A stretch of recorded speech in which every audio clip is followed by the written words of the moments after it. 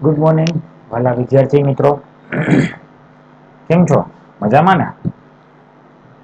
મિત્રો, ધોરણ 11 માં આપણે કોમ્પ્યુટરની અંદર જે 13મું ચેપ્ટર છે એના વિશે વાત કરતા હતા.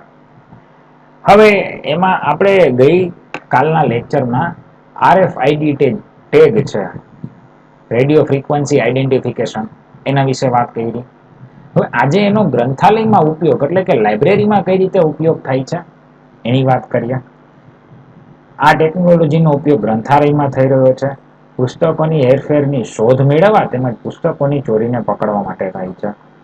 ઉપયોગ શેના માટે? તો કે એની હેરફેરની શોધ, એટલે કે પુસ્તક ક્યાં છે, કોની પાસે છે, અને એની જો ચોરી થતી હોય તેને પકડવા માટે ઉપયોગી છે. RFID ટેકનોલોજી આધારિત ગ્રંથાલય વ્યવસ્થાપન પદ્ધતિમાં બારકોડના સ્થાને નીચેની બાબતોનો સમાવેશ થાય છે. હવે બારકોડની બદલે આ જે RFID ટેગ છે એટલે કે એનું લેબલ હોય, લેબલની માહિતી વાંચવા માટે RFID રીડર કે જે નિયત સ્થાને ગોઠવેલું કે હાથમાં રાખી શકાય તેવું છૂટું હોઈ શકે છે.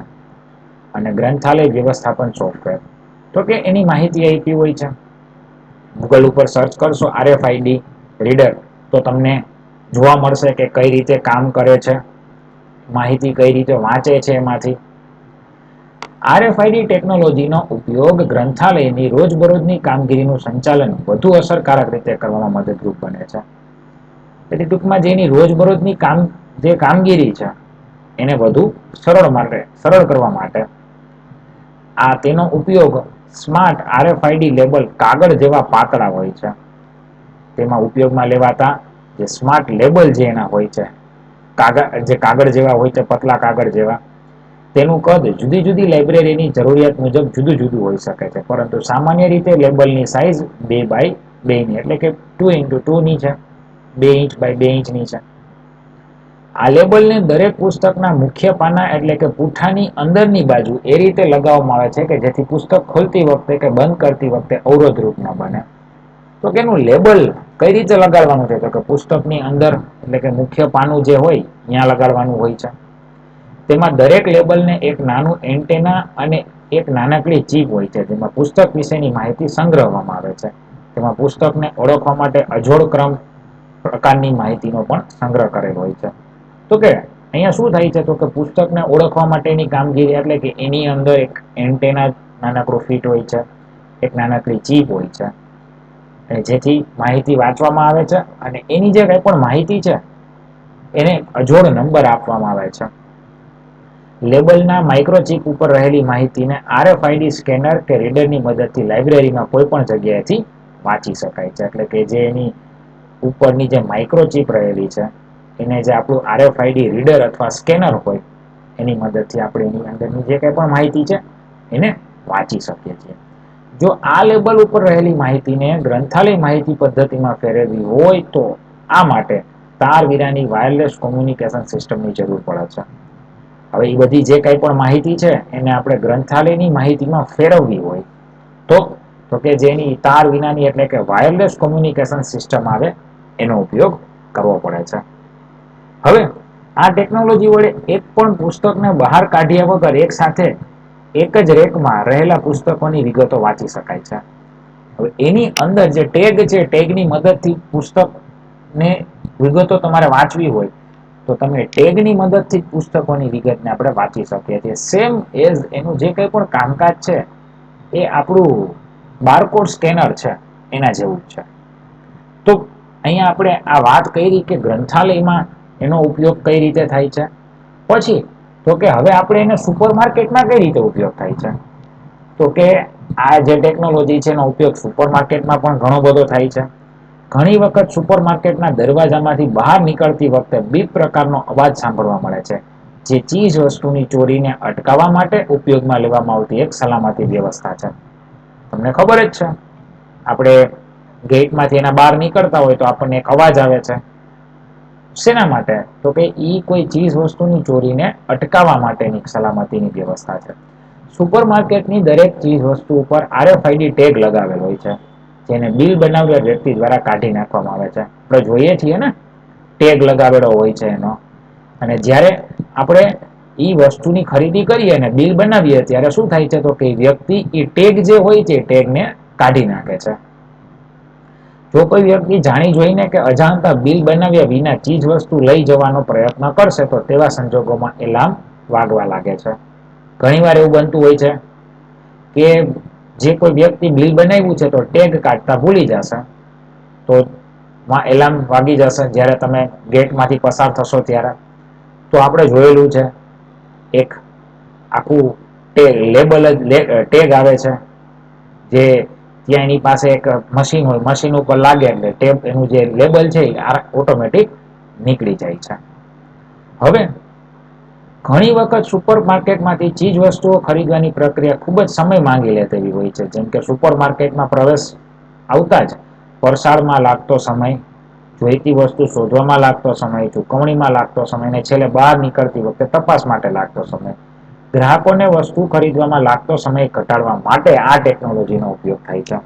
તો કે આ બધો જે ટાઈમ છે એ બધામાં ઓછો એને સમય જાય ગ્રાહકનો એટલા માટે જે RFID ટેગ છે એ ઉપયોગી થાય છે. આગળ તેમાં ગ્રાહક માટે સ્વાગત કર્યા બાદ સ્ક્રીન પર ગ્રાહકે છેલ્લે ખરીદેલી ચીજ વસ્તુઓની યાદી દર્શાવાય છે. શું છે તો કે સુપર માર્કેટમાં આવે ત્યારે શોપિંગ કાર્ડ લઈને ક્લાયન્ટ કાર્ડ દ્વારા સુપર માર્કેટની સિસ્ટમમાં લોગિન થાય છે. પછી લોગિન થયા બાદ એને કઈ કઈ વસ્તુની ખરીદી કરી છે એ વસ્તુની યાદી દર્શાવે છે.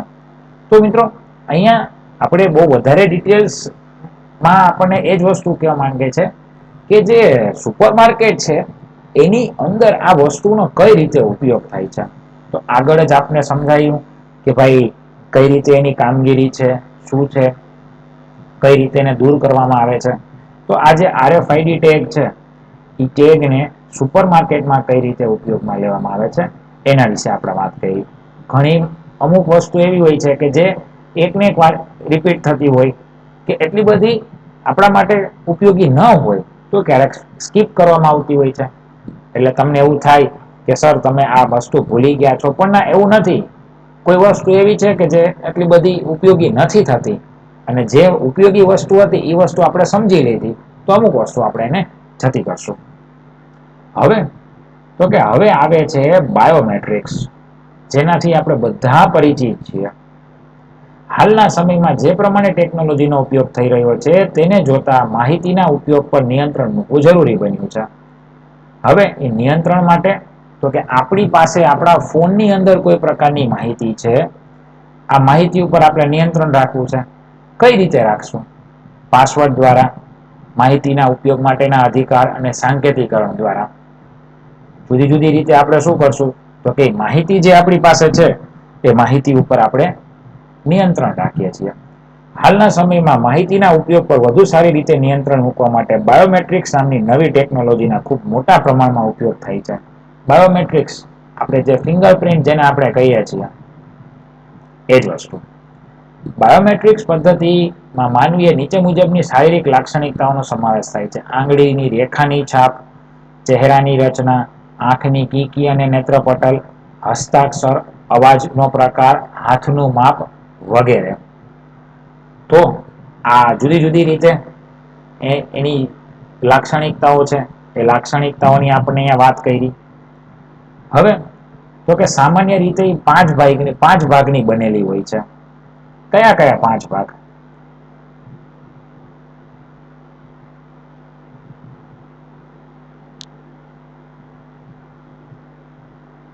તો કે સેન્સર માહિતીને એકઠી કરવા માટે ઉપયોગી છે. અલ્ગોરિધમ તે સંકેતો પર પ્રક્રિયા કરવા માટે ઉપયોગી છે. ગુણવત્તાનું નિયંત્રણનું કામ કરે છે અને બાયોમેટ્રિક્સ પેટર્ન તૈયાર કરે છે. ડેટા સંગ્રાહક તે નવી બાયોમેટ્રિક પેટર્ન સાથે સરખાવવા માટે એટલે કે જુદી જુદી એની પાંચ ભાગ જે છે એમાં સેન્સર આવે છે, અલ્ગોરિધમ છે, ડેટા નો સંગ્રાહક છે, સરખામણી માટેનું અલ્ગોરિધમ. સરખામણી માટે કઈ રીતે તો કે આપણે આગળ કોઈ ફિંગર પ્રિન્ટ રાખી છે તો ઈ અત્યારની ફિંગર પ્રિન્ટ સાથે મેચ થાય છે કે નહીં એના માટે. પછી નિર્ણય પ્રક્રિયા છે તો કે પેલાની અને અત્યારની આપણી જે ફિંગર પ્રિન્ટ છે એ જો બંને સાથે મેચ થતી હશે તો પછી એને આગળ નિર્ણય લેવાનો છે કે હવે આપણે એને કયું શું આપણે પરિણામ દર્શાવવું છે. તો અહીંયા આપણે વાત કરી મિત્રો આ બાયોમેટ્રિક્સ વિશે. હવે તો કે આ જે ફિંગરપ્રિન્ટ છે, ફિંગરપ્રિન્ટની વાત જરાક કરીએ કે શું કહે છે. સદીઓથી સહીને બદલે આંગળાઓની કે અંગૂઠાઓની છાપનો ઉપયોગ થઈ રહ્યો છે. જો કોઈ વ્યક્તિને લખતા વાંચતા ન મળતું હોય, તેને કોઈ કાનૂની દસ્તાવેજ પર સહી કરવાની જરૂરિયાત ઊભી થાય તો તેવા સંજોગોમાં વ્યક્તિની દસ્તાવેજ પર શાહીવાળા અંગૂઠાની છાપ લેવામાં આવે છે. હવે તો કે આંગળાઓની છાપની વાત કરે છે, ફિંગરપ્રિન્ટ ખબર જ છે આપણને કે ફિંગરપ્રિન્ટ અત્યારે કઈ રીતે આપણે એનો ઉપયોગમાં લઈએ છીએ. તો કે પેલાના ટાઈમમાં એવું થતું કે કોઈ વ્યક્તિને લખતા વાંચતા ન આવડતું, કોઈ કાનૂની દસ્તાવેજ ઉપર સાઈન કરવાની હોય તો એ લોકો અંગૂઠાની છાપ મારતા હતા. એટલે કે વ્યક્તિ માટેની એક અધિકૃત ઓળખ માટેની પદ્ધતિ હતી. આધુનિક સમયમાં ફિંગરપ્રિન્ટ રેકોગ્નિશન વ્યવસ્થા આંગળીના ટેરવા પર આવેલી અજોડ અને બારીક રેખાઓની રચના કે ભાત દ્વારા બનતી છાપનો ઉપયોગ કરે છે. કઈ રીતે ઉપયોગ કરે છે તો કે એ વસ્તુની વાત કરે છે. હવે તો કે આજકાલ બજારમાં મોટા ભાગના લેપટોપ દ્વારા અધિકૃતતા ચકાસવા માટે આંગળીઓની છાપ દ્વારા ઓળખ માટેની પદ્ધતિ પ્રચલિત છે. તો કે ઘણી જગ્યાએ અત્યારે આ પદ્ધતિ ચાલે છે કે કોઈ લોક ઓપન કરવો છે તો તમે ફિંગરપ્રિન્ટ આપો, ફિંગરપ્રિન્ટ કરો, તમારી ફિંગર ચેક થશે પછી જ લોક ઓપન થાય છે. ઘણી જગ્યાઓએ તો જે એમ્પ્લોય છે એ લોકોને અટેન્ડન્સ માટે એનું રીડર રાખ્યું હોય, ફિંગરપ્રિન્ટ રીડર, કે એ ફિંગર મીન્સ એની ઉપર પોતાની આંગળી રાખશે કે અંગૂઠો, એટલે એની જે કઈ પણ ડેટા છે એ અંદર સ્ટોર થઈ જશે. હવે તો કે અહીંયા કહે છે કે સરકારી, ફોરેન્સિક અને વાણિજ્યિક વ્યવસ્થાઓમાં આજે આંગળીના ઉપયોગની, એની છાપની ઉપયોગ કઈ રીતે થાય છે તો કે સરકારીમાં Aadhaar card, ration card, BPL card વગેરે જેવા ઓળખપત્રો માટે, વાહન ચલાવવાના પરવાના, ડ્રાઇવિંગ લાયસન્સ માટે, કલ્યાણ યોજનાઓના નાણાંની ભરપાઈ, પાસપોર્ટ નિયંત્રણ વગેરે. તો કે એવી રીતે આંગળીની છાપનો ઉપયોગ થાય છે ઓળખ માટે. પછી ફોરેન્સિકમાં તો કે ગુનાહિત વ્યક્તિની તપાસ માટે, સેના કે રક્ષક દળની ઓળખ માટે, ગુના અંગેની માહિતી રાખવા માટે. આપણે જોઈએ છીએ ટીવીની અંદર પણ આવે છે કે પેલા તો શું છે, એની ફિંગરપ્રિન્ટ ચેક કરે છે કે ભાઈ આ વ્યક્તિ છે કોઈ ગુનામાં તો નથી સંડોવાયેલ ને, એના ભૂતપૂર્વ એના ઉપર કોઈ પ્રકારના ગુના તો નથી ને દાખલ. હવે વાણિજ્ય ક્ષેત્રે કોમ્પ્યુટર નેટવર્ક લોગિન માટે બેંકમાં જાય ત્યારે જોઈએ છીએ આપણે, એ લોકો શું કરે તો કે પેલા ફિંગર કરશે એટલે કોમ્પ્યુટર ઓપન થાય છે. ઇલેક્ટ્રોનિક ડેટાની સલામતી માટે એટીએમ કાર્ડ, ડેબિટ કાર્ડ જેવા સ્માર્ટ કાર્ડ માટે, સવલતના ઉપયોગના નિયમ માટે, પર્સનલ ડિજિટલ આસિસ્ટન્સ એટલે કે અને દૂરવર્તી શિક્ષણ માટે. તો કે આવી બધી રીતે આજે આંગળીની છાપ છે ઓળખ માટે, એના વિનિયોગની યાદી છે. કઈ કઈ જગ્યાએ કઈ કઈ પ્રકારની એપ્લિકેશન્સમાં એ ઉપયોગી થાય છે એ વસ્તુની વાત છે. બરાબર મિત્રો, તો આપણે અહીંયા સુધી રાખીએ છીએ. હવે જે આંખની કીકી એટલે કે સ્નાયુની ઓળખ વાળું જે પોઈન્ટ છે એને આપણે નેક્સ્ટ વિડીયોની અંદર આપણે એના વિશે ચર્ચા કરશું. તો અહીંયા સુધી આપણે વિડીયોને રાખીએ છીએ અને પૂરો કરીએ છીએ.